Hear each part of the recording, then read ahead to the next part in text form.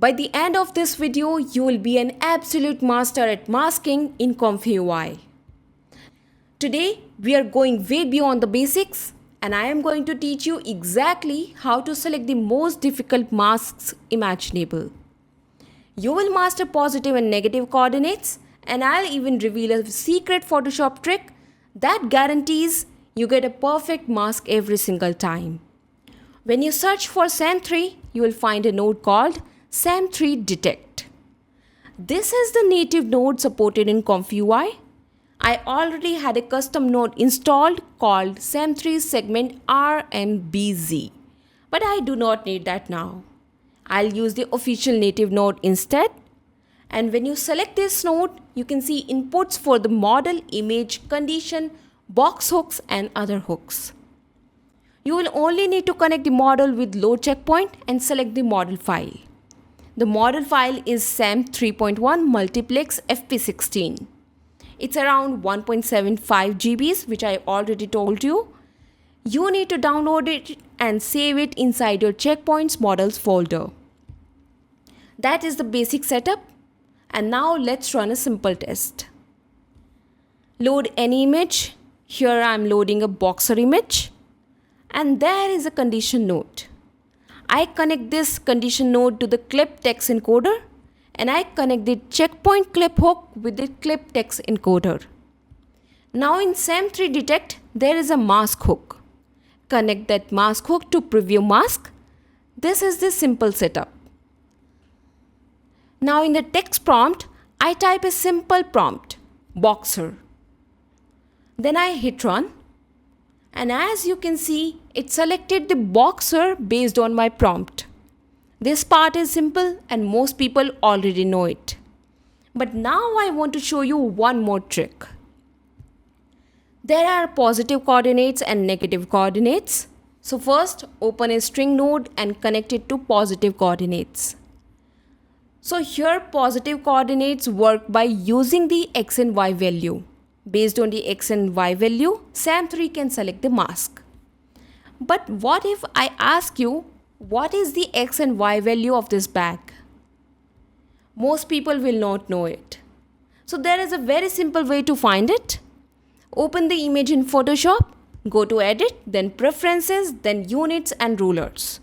Make sure the ruler unit is set to pixels, and after that, go to Window and select the Info panel. Now when you move your cursor anywhere on the image, you can see the x and y values changing in the info panel. I put my cursor on the back and I get the x value and y value. For example, I get x value 2128 and y value 734. Now I put those values into the positive coordinates box. The format is simple, x value and y value. So I entered 2128 and 734. Now when I hit run, you can see I did not type bag in the prompt. I only used positive coordinates and SAM3 selected that bag already. You can also use negative coordinates in the same way to remove something from the mask. I copy the same string node and connect it to negative coordinates. Now I do not want the boxing gloves to be selected. So I move my cursor to the boxing gloves and get the x and y value. Then I enter those values into the negative coordinates box and hit run. So here as a result, for me, the negative coordinates did not work properly in this test. Maybe the wrong coordinates, maybe I did something wrong. You can try it yourself. But here let me tell you another trick to remove something from a mask. Use a node called mask subtract. In mask subtract there is a mask A and mask B. Mask A is your main mask and mask B is the mask that you want to subtract from the main mask. So I created one more mask. I connect everything the same way, but for the second mask I type gloves. Then I connect that second mask to mask B. Now SAM3 detects the gloves and subtracts them from the main mask. This way you can subtract anything from your main mask instead of depending only on the negative coordinates. You can still try negative coordinates by yourself, but if they do not work, this mask subtract method is a safer option. And one more thing, you can add more x and y values in the positive coordinates box. Just copy the coordinate format, add a comma and a space, then paste another coordinate value. This way you can select multiple mask points using positive coordinates. I also put the formula in the note so you can use it for selecting multiple masks with positive coordinates. Now in my previous result, you can see the gloves were not selected perfectly.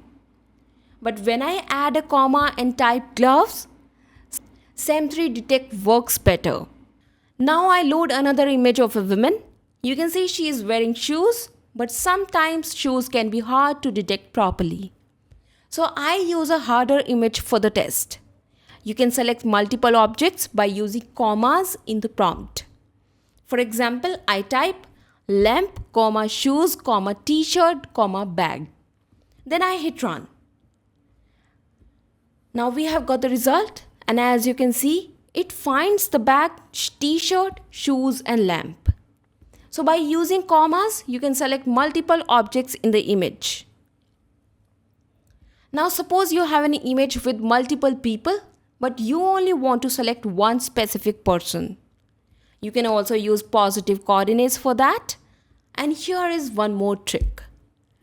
If I type person, SAM3 may randomly select the middle person. But I do not want the middle person. So first, I search for the bounding box node. Then I connect the bounding box with the box input. Right now, I bypass the clip text encoder because I do not need it for this part. Then I connect the bounding box hook with the draw box hook. This method lets you guide SAM3 by using a box area instead of relying only on the text prompt. Now I load an image where it's very hard to detect the object. I want this bag to be selected and I just hit run. SAM3 has a hard time selecting the correct mask. So for this bag, I need to use the bounding box method. I unbypass the bounding box and bypass the clip text encoder because I do not need the text prompt for this test. First, I open the image in Photoshop and select the area that I want to mask. After selecting the area, I get the values from Photoshop. For example, the X value is 341 and the Y value is 989. Then I enter those values into the bounding box settings and connect the bounding box hook with the draw box hook, so I can see the red box preview on the image. At first, the red box is not in the perfect place, so I adjust the X and Y values little by little until the red box covers the correct bag properly. This step is important because if the red box is not on the right object, SAM3 can still select the wrong mask. After the red box is in the correct place, I unbypass the clip text encoder and type bag again. Now when I hit run, you can see SAM3 selects the bag that I actually wanted. Without this bounding box method, selecting that bag was almost impossible. After bypassing the bounding box again, you can see SAM3 starts selecting the wrong bag again. So this is why bounding box coordinates are very useful for difficult masks. Now we have learned how to use this node and how to select difficult masks. There is also a setting called refine iteration. If the value is 2, SAM3 will refine the mask, check it again and make it better.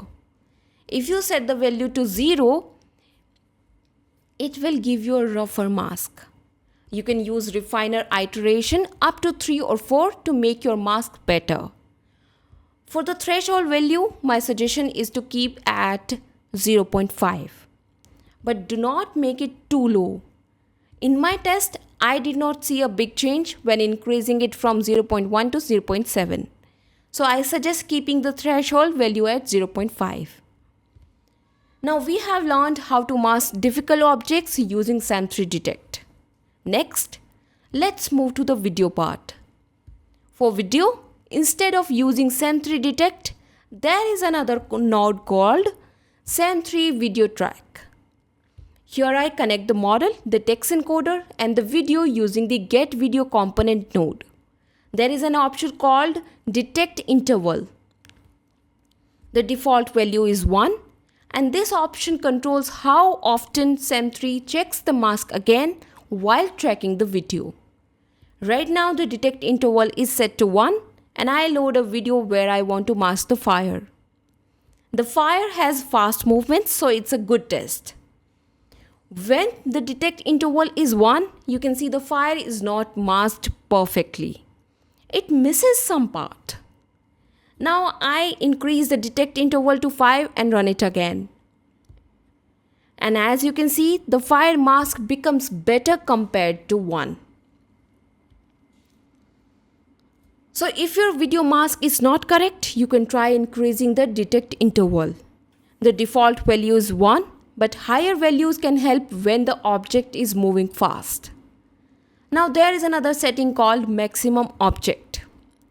Right now maximum object is 0.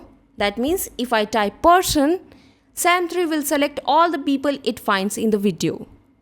And if I set maximum object to 1 and run it again, it automatically detects one person. In this example, it masks the middle woman. You can use this option to control how many objects you want to mask. For example, in my previous video, I typed women, fire and sword. I wanted to select 3 objects, so I set maximum object to 3. As you can see, it selected 3 masks and gave them numbers. So the sword is 0, the women is 1 and the fire is 2. So this is how you can create masks in video using SAM3 Video Track. Now I want to show you how to implement this in your workflow. Now here is my edit any video workflow. When I go to the mask section, you can see I was using the old custom node instead of the native one. First delete the old masking node. Earlier I was using SAM3 segment RMBZ. Now I replace it with SAM3 Video Track and SAM3 Track to mask. Here I connect the input image or video. Then I connect the load checkpoint node and after that I connect the SAM3 text encoder node. And now I load the image of a woman and type women in the prompt. When I run it, you can see the woman has been masked. This is how you can replace your old masking node with a new native SAM3 masking setup. After implementing the new native mask, the workflow finally works. It replaces the women with a different woman. So this is how you can change your old masking system to the new native SAM3 masking system. So that's it for today's video. If you like this one, please subscribe to the channel for more content like this. Thank you. Bye-bye. See you in the next one.